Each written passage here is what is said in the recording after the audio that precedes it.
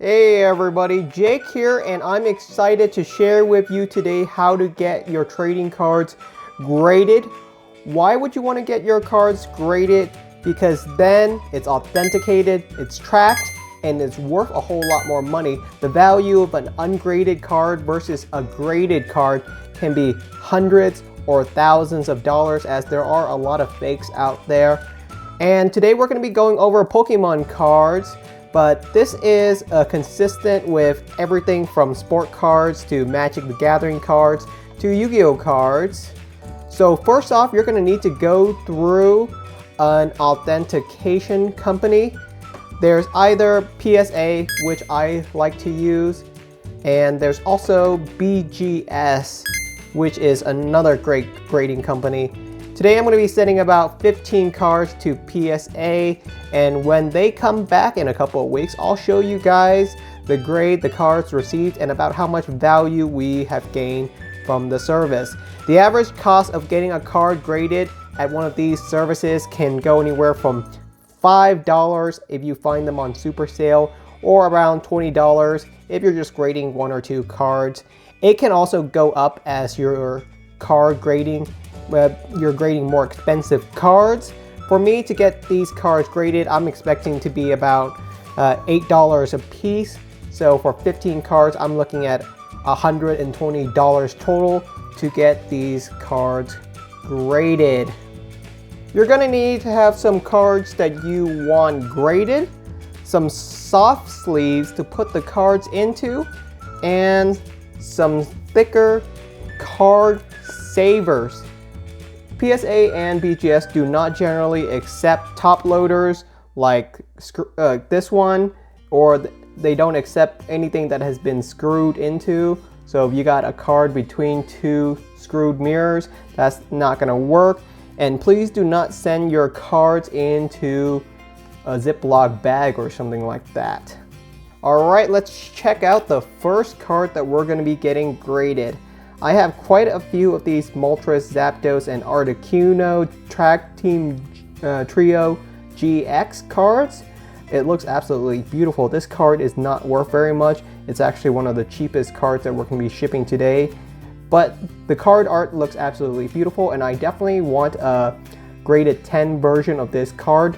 Card grading goes from a 10 to a 1, 10 being gem mint, and 1 being just terrible. And most people don't realize, but if you get your card pulled from a pack or sent away, it's most likely not going to be a 10. Even though this card is right out of the pack, I'm not convinced it's a 10. Most people, they're like, oh, that's definitely a 10 right there, but that's not the case. Most people need to understand that a card is usually an 8 or a 9 quality when you pull it right from the pack. Here's an up-close look at the Bird Trio card. Absolutely beautiful, but I'm not going to hold my breath out that this card is going to be a 10. Most cards that you send in are going to be an 8 or a 9 at best. A 10 is really for a perfect example of that card. Absolutely beautiful, nothing wrong with it.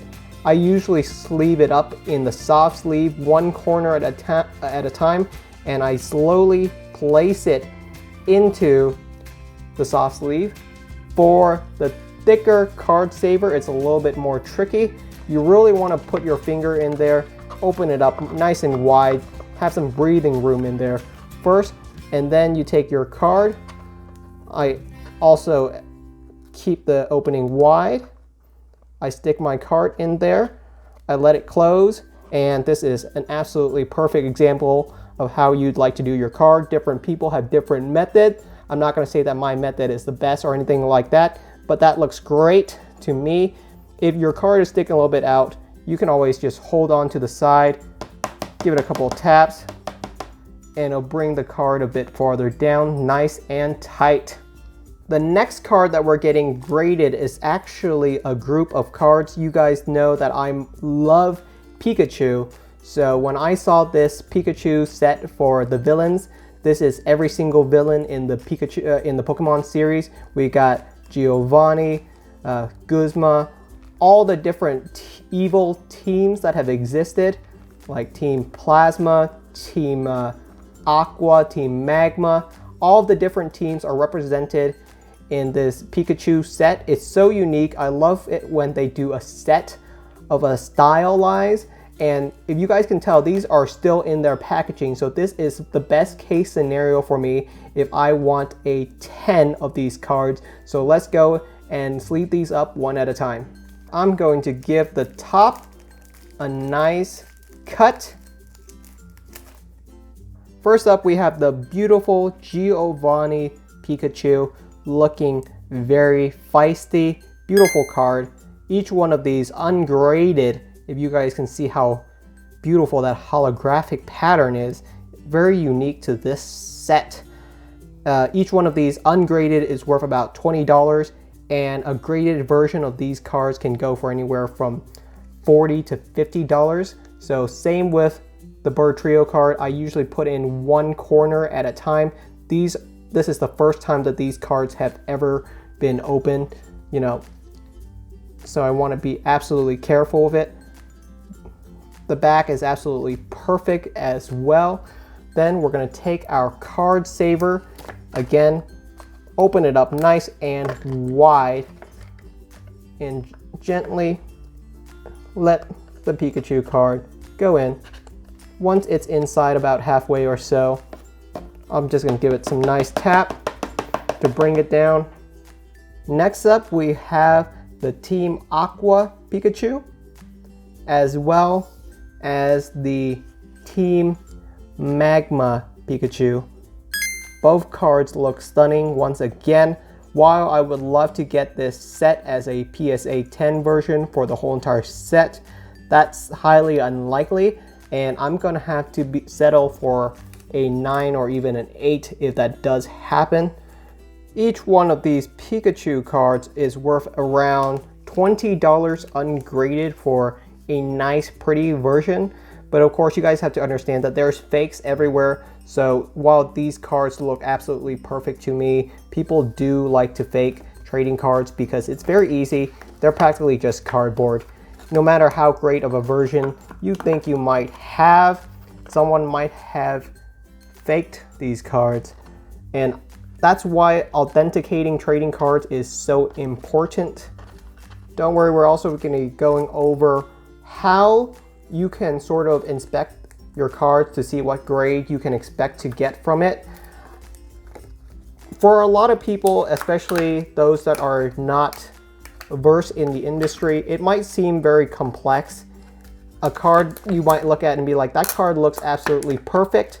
I don't see why it would get something below a 10. You know, you might think, well, these cards look absolutely beautiful. Why wouldn't they be a 10? And there's a lot more to grading cards than just the surface. For a lot of collectors, they also look at the edges, the bordering, the back, for any particular flaw at all. A 10 is really reserved for a perfect example of a card of its class, while a 9 and an 8 is considered just great already. My favorite has probably got to be the Gizmo one. Come on, let's be honest. That Pikachu looks so, I want to say dope. Next up, I'm going to show you guys an example of a card that is a card that is a perfect gem mint, and a card that is ungraded, but I'm not going to get graded anytime soon because I'm very confident that the card is not going to be a 10, even though the copy looks absolutely perfect. All right, so here's an example of a card that I received that could be considered a perfect quality card. Honestly, it came right out of the packaging and right into the sleeve, so why not a 10? Well, one of the reasons is, even though the card looks absolutely perfect, if I were to put it next to this Psyduck here, which is an actual 10, the quality you guys can see right away is in the edges. The Psyduck is actually the hardest one out of the Pokemon Munch series to get a 10 of due to poor cutting. Honestly, the centering on this one, if you guys can look at it, is perfect. The white edges on both sides is perfectly symmetrical. There's no more or less on either. And if you were to re-look at this card, there's just way more white edges on this side than this side. It's really showcased right here why this card would never be considered a 10. But a card does not have to be a 10 to be worth something. Right here I have a base set Charizard. This one is definitely not even an 8 or a 9 or a 7. I think what I'm looking at right here is honestly more of a 6 or a 5. If you guys look up close, there's just a couple of scratches and whitening around the edges. This card can't really be considered perfect, not even close to it. But even then, it's still worth it to get this Charizard graded. This is probably going to get me anywhere from the range of a 4 on the low end to a 6 on the high end. Honestly, I would never say that this is a 7. I bought this card for right around $30 or $40. And when I get this card graded, even at a 5 or 6, I'm looking to say that the value of this card is going to be right around $70 or $80. So it's still worth to get a card graded, even if it's not a 10 quality card.